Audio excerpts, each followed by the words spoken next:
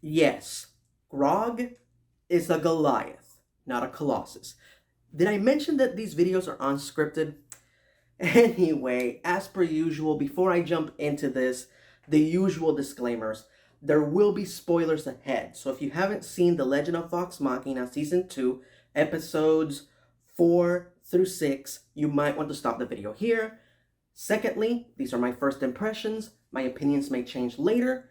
And lastly, I have not seen the corresponding episodes from Campaign 1 of Critical Role. So there might be a lot of things that I point out or complain about or question that are clearly explained in Campaign 1. I didn't see it because I want to watch this season with fresh eyes. Once the season is over, I will watch those corresponding episodes from Campaign 1. There you go. A couple of more things, not disclaimers, but a couple of more things that I need to highlight. Along with getting Grog's race wrong, the Raven Queen can no longer be referred to as thus. Apparently, that is something that is copyrighted by Wizards of the Coast, which own Dungeons and Dragons. And you know how strict they are with their licenses, trademarks, and copyrights. So, from while talking about the Legend of Vox Machina, she will be referred to as the Matron of Ravens. And lastly, before we officially start talking about the episodes, huge news just 2 days ago, just 48 hours before this moment, it was announced that Critical Role has signed a multi-year deal with Amazon Studios, where they will produce shows and possibly even a movie for the streaming service. And the movie doesn't actually have to be Critical Role related. But the part of that news that is got everyone going crazy bananas over is that they have greenlit a Mighty Nine animated series. Now, for those of you who don't know, Mighty Nine is the adventuring party that who are the focus of Campaign 2 of Critical Role. For the past year, I have been asked over and over and over again to talk about the Mighty Nine in a video, or at least make reference to them. I promise you that video is coming soon, but for now, I have to focus on the main topic of this video. So let's jump into episode 4, Those Who Walk Away. So after episode 3 left us with a very tragic moment, immediately, thankfully, episode 4 presents us with a little bit of a palate cleanser. We see the moment when the twins find little baby Trinket and take him in. Lovely moment, something that we haven't seen before in any other supplemental material to Critical Role. So really cool to see. Really important moment and sweet moment for the fans. But then, of course, we jump into the reality of the present, which is that Vex has died. Cash immediately, as I hope, proves himself not to be a complete dick and starts to try and perform the resurrection rite to bring Vex back to life. But they are in the temple of the goddess of death. That shit is not gonna fly. So Vex makes his bargain with the Matron of Ravens and delivers one of Liam O'Brien's most iconic lines of Campaign 1, "Take me instead, you raven bitch." And of course, as soon as he makes the bargain, he receives the vestige of the Matron of Ravens, the armor, and he is now her champion. While Cash proved himself not to be a complete dick during this scene, Zara is still not there. And instead of helping Vox Machina get out of the tomb, she ambushes our heroes with a monster that she was keeping inside the amulet around her neck. Now, again, I haven't seen the corresponding episodes of the campaign, so bear with me, but I feel like maybe this creature in the campaign was a beholder, but of course they can't use a beholder because of all the issues with, because that creature belongs to Wizards of the Coast. So, if this is an actual creature, Dungeons and Dragons, please bear with me. But if it's not, I want to call it an onlooker. Or if you don't like that name, we can call it UDC, unidentified dungeon creature. There you go. Anyway, so they fight the UDC, and of course, throughout this battle is when um, Vex has a vision where he fights Pervon and he earns the right to be the Matron of Raven's champion, and he activates the vestige, and suddenly he has these incredible powers. At least in this scene, is this incredible super speed where the creature cannot keep up with him as he is moving. I've often said that The Legend of Vox Machina is an embarrassment of riches for an animation fan. You have excellent designs, excellent writing, incredible performances, and the most beautiful animations, and one of the most perfect examples of how excellent the animation is in this show. What an incredible job Titmouse is doing with the animation is this scene. Like, Vex's movements, his attacks, every moment is just poetry, emotion. Is just a moment that lifts your nads. And I just, after all the tragedy of the first 3 episodes, it lifted me up, and it's one of my favorite sequences of the whole show so far. Of course, Vex gets the how you want to do this. They defeat the creature and they get out of the temple. Zara apologizes, and in her attempt to not be as much of a dick as she was in the previous 2 episodes, she gives her amulet to Vexalia, which is the amulet where she keeps Trinket in all the times where they go on adventures and they can't have the bear with them, which I'm sure made the animators very, very happy. The animators of this show are not shy to tell anyone who will listen that they fucking hate animating Trinket. Apparently, animating 4-legged creatures is very complicated. It's a pain in the ass. They categorize all 4-legged creatures in the category of horses. Trinket is a horse, they say. They got 4 legs, a pain in the ass to animate. They hate it. So I'm sure that finally introducing the amulet where she keeps Trinket was something that made them very, very happy. Cash leaves without kissing Keyleth, and hey, that's okay. That's something that happened before the Briarwood arc anyway. It's fine. I'm glad that they referenced that by Cash constantly flirting with Keyleth. And we get one final great moment when Cash and Zara are walking away, where he turns to Zara and asks, "Hey, is Antler checking me out while I walk away?" And she's like, "Of course she is, darling." And Wilfredell says, and I loved it, he says, "Oh, of course she is. You know, I have an ass that won't stop." Which I'm sure Wilfredell ad-lib, because that is a classic, a vintage Wilfredell ad-lib. And then, of course, the episode ends with a little bit of a cliffhanger moment. What I predicted last week, Anna Ripley is like the shark from Jaws this season. You don't know when she's going to pop out of the water. And at the end of this episode, she did. And she is on her way to one of the surrounding cities. I think Westrom. She goes to Westrom, where Umbrasil is overseeing the occupation of that city by the Chroma Conclave, and she's there to talk to him. So here we go, man. She doesn't take the shit, but she does like to stir it. Moving on to episode 5, Pass Through Fire. So very much like the cast of Critical Role promised as they were promoting the show at New York City Comic Con, this season will delve into the backstories of more than one character. Unlike season 1 that mostly focused on Percy, these past 2 episodes focused on Vex and Vax. This one focused on Keyleth, and we get to see one of the most pivotal moments in Keyleth's origin story, which is the moment that her mother leaves to go on her Aramente. And for those of you who don't know, her mother doesn't come back. We don't find out what happens to Villia until campaign 2 of Critical Role, which thank God that's being adapted so we can get that part of the story. But yeah, this is the moment that shapes Keyleth for the rest of her life.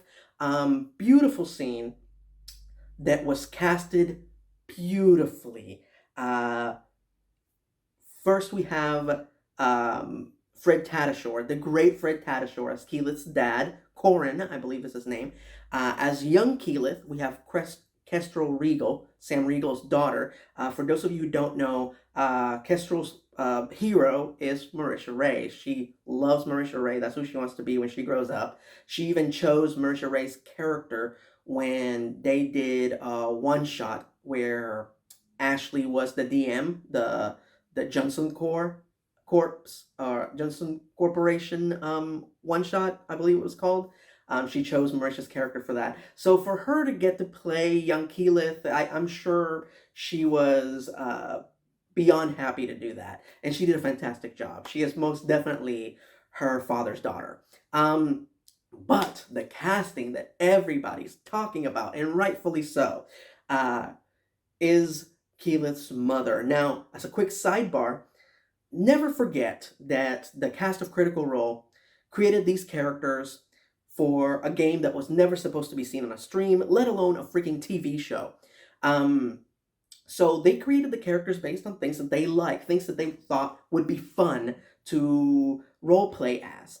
And Keyleth is a combination of two things that Marisha Ray loves, Poison Ivy and Avatar The Last Airbender. So here we have Keyleth's mother about to go in her Aramente, and she demonstrates her mastery of the elements to Keyleth. She does the Avatar thing, and in this scene, Keyleth's mother, Velia, is played by the Avatar herself, Korra, Jeanette Varney. Perfect casting when, of course, as all of you know, Prime Video has the X-ray feature where you can find out who the cast members are as you're watching the video. So when I hit the X-ray button and I saw that it was Jeanette Varney, it just, oh my God, it made my heart full instantaneously.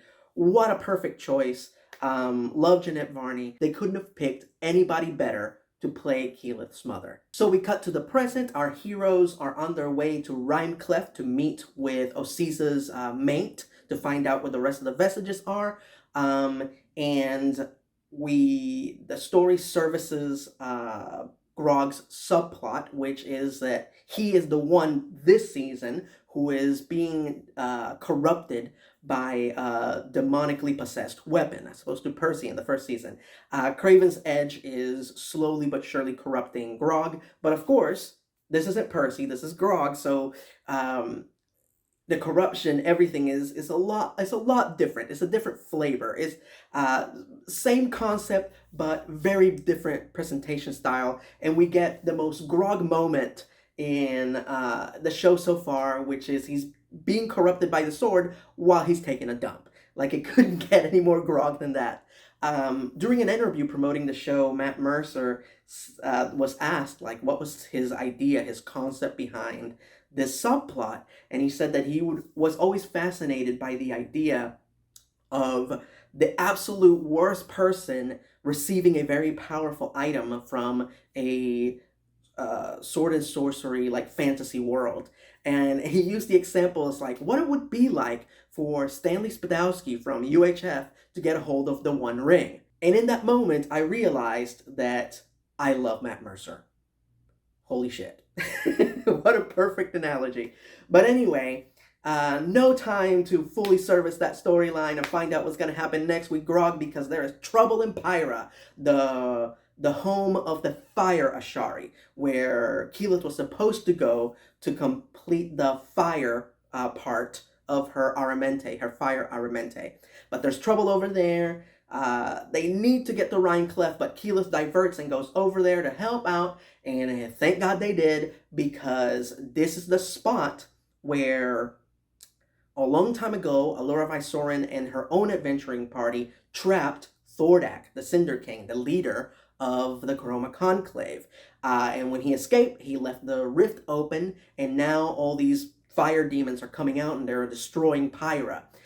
Who opened the rift? Who let him escape? Those of us who haven't watched Campaign 1 don't know yet. I am intrigued. But one way or another, these people are in trouble, and Keyleth shows up to help them, but thankfully Allura Vysoren and Lady Kima are there. So happy they are in more episodes than just the first one. When you see them in the first one for a few seconds, I was like, oh, cool, they brought back those characters, but we only get to see them during this one episode.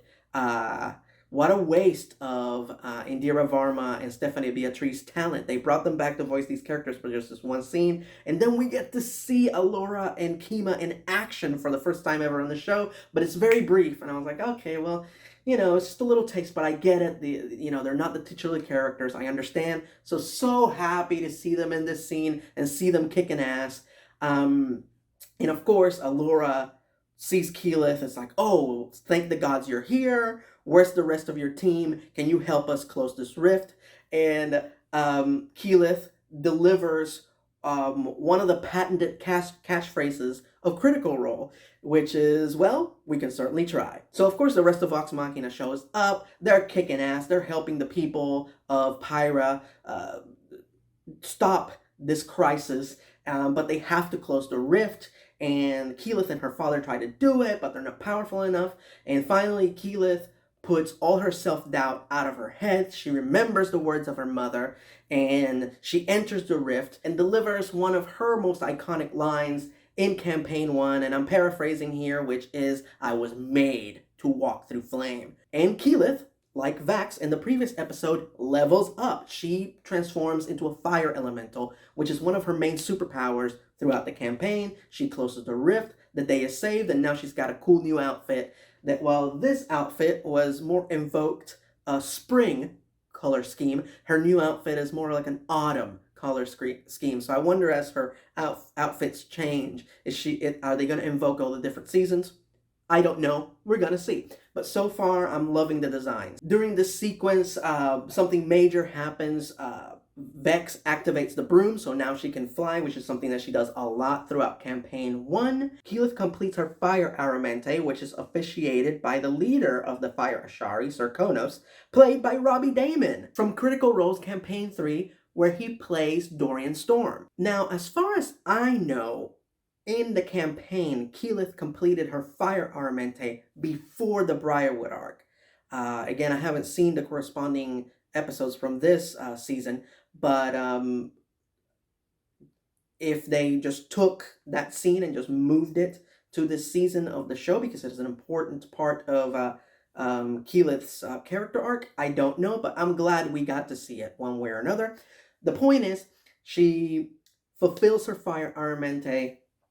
She is on her way. Her dad is proud of her. He is very much aware of the unspoken thing between her and Vax. And that scene concludes beautifully by firmly establishing in the animated universe that Allura Vysurin and Lady Kima are very much a couple, which is very well established in the campaign.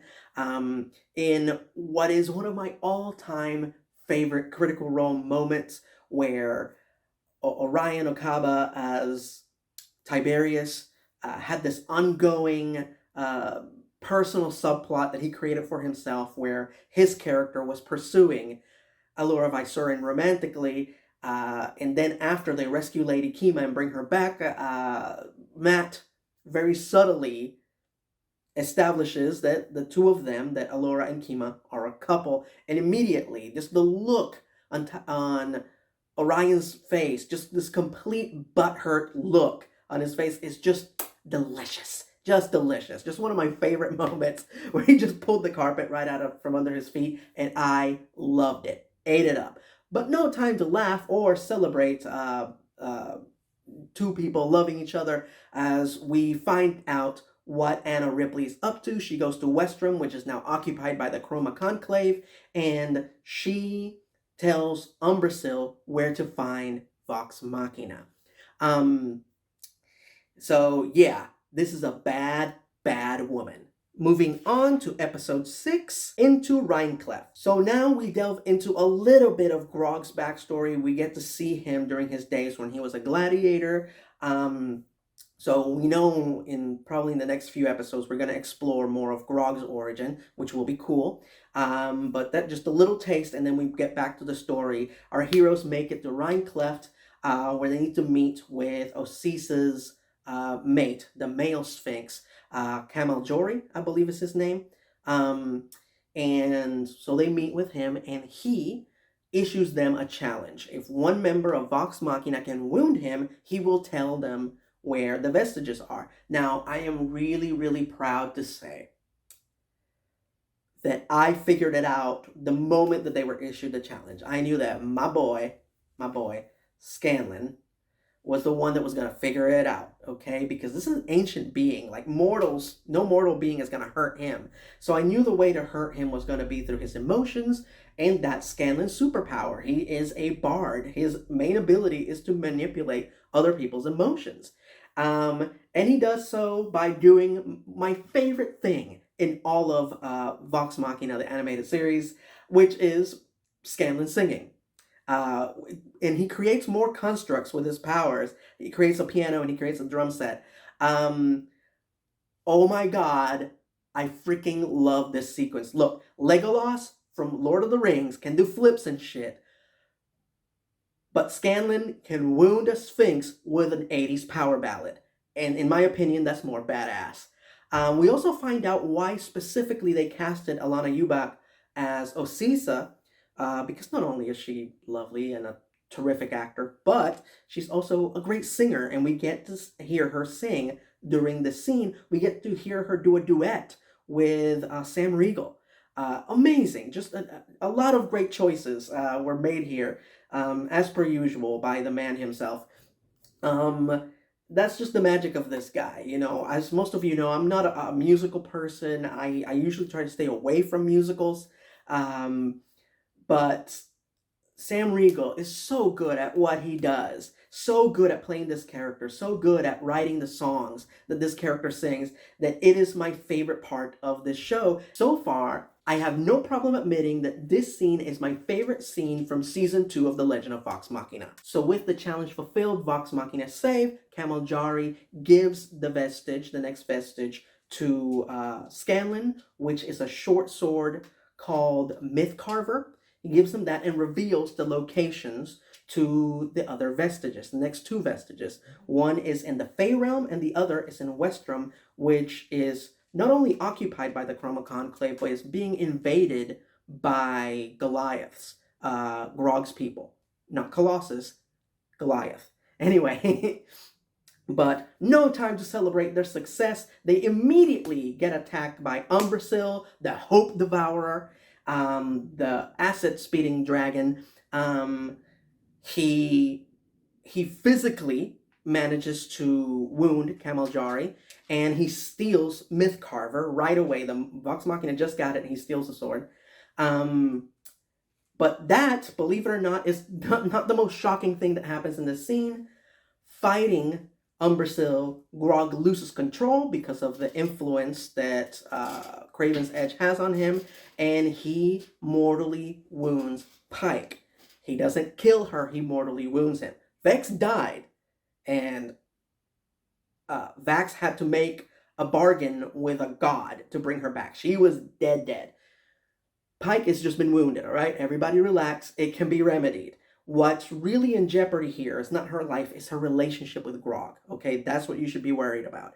Anyway, no time to be worried about Pike. There's a dragon about to eat them, so Keyleth creates the teleportation spell to take them to the Fey Realm. Everybody jumps in at once, including Umbrasyl, messes up the spell, and the absolute worst thing that can happen to an adventuring party happens. The party gets split.